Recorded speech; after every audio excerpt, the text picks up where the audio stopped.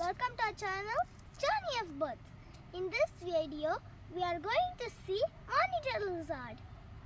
The Udumbu or monitor lizard is a largest lizard that is native to Africa and Asia.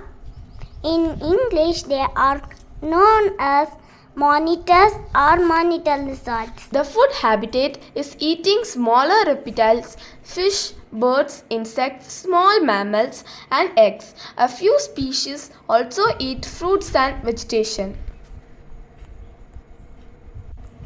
They have large necks, strong tails, and strong fingers and nails that help them climb and grip. They are large lizards. The common Indian monitor, Varanus bengalensis, can be 6 to 7 feet long. Continuously watch our channel, like, share, subscribe our channel. Thank you.